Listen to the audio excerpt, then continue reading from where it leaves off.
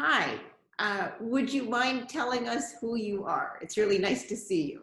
Hi, my name is Allan Maleche. I am a lawyer based in Kenya, working for an organization called Kenya Legal and Ethical Issues Network, popularly known as KELIN, that focuses on health and human rights issues. I'm glad to be here today. Thank you. Thank you. I think COVID has impacted all of us in different ways in terms of us as human beings and in terms of the work we do. And I wonder, before we start talking about some of the bigger issues, could you say a bit how or if COVID has affected you personally in terms of the ways in which it's entered your life? Thank you so much, Sophia. Indeed, COVID has affected many people, and myself personally, at least we're lucky thus far that we have not had any close family members who have tested positive for COVID. But generally, what has been the challenge has been the measures that government has put into place. We have seen introduction at the early stages of curfews, which actually meant you had to adjust your ways of work. You had to try to get out of the office at a certain time to avoid being subjected to police harassment.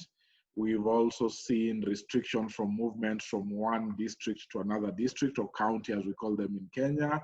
And this has made it very difficult in terms of being able to go across to be able to carry out work. And we also saw a ban on physical gatherings, which made it extremely difficult to take forward any work that required in-person activities, such as attending court in person, representing clients.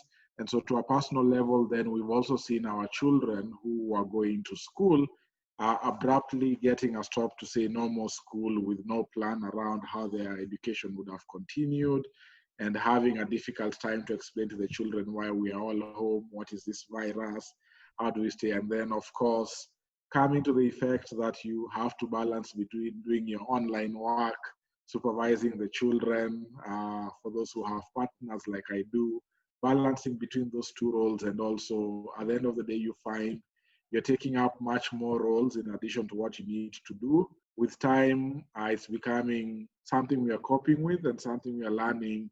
And we are fortunate enough because we can still put a meal on the table, but we know for many other Kenyans, the lockdown, the curfews have meant less income, less resources, and more tension for them. Yeah, no, I super hear you. I super hear you. I mean, and I guess that gets really to my next question, which is, how has COVID impacted on your work and on the communities that you work with? I mean, it seems that you've already been working so much with poor and marginalized communities and trying to help work with them in terms of their rights. And now with COVID, kind of how is that interacting? So in terms of how COVID has affected our work, as I mentioned, because of restrictions introduced by the government as a move to try and curb the spread of the COVID virus, the restriction of movement, the restriction of having physical gatherings and meetings, the restriction around who are classified as essential service providers has actually made it difficult for us to be able to access clients,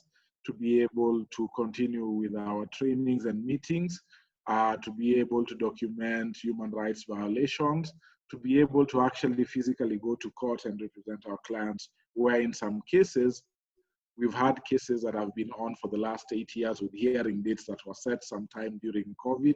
And because of that, they get adjourned and you have a further delay of our case not being able to proceed.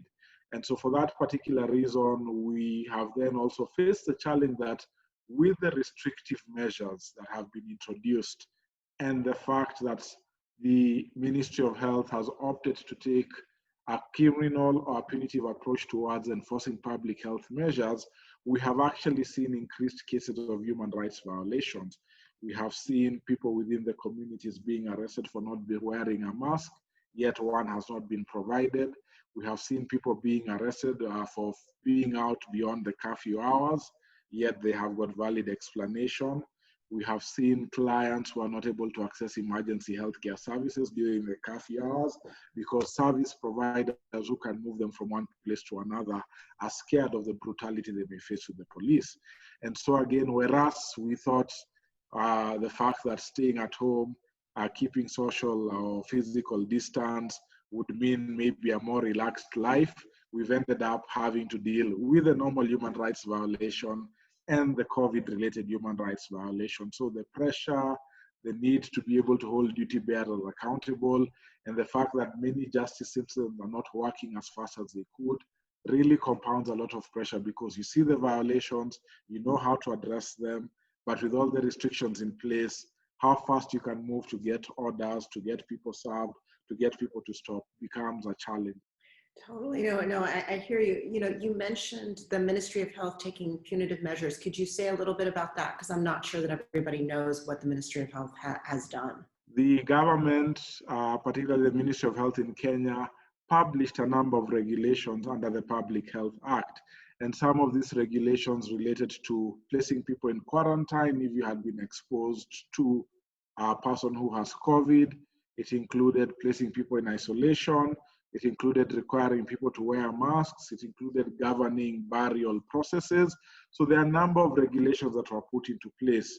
However, these regulations had a criminal aspect to them, saying that if you're found not doing X, Y, and Z, for instance, if you're found out during the curfew hour, there's a criminal sanction that is going to follow. And why we then say it was problematic is because the Ministry of Health did not condemn those practices. It did not condemn the violence emitted by the police, and thus that encouraged that criminal approach to continue sinking in, and that continues to happen now. So everyone now ensures they are trying not to be out before curfew because they know the consequences of that comes, but everyone is also now only following the procedures because of the fear of what the police will do, and not understanding that it's good public health practice not to do certain issues.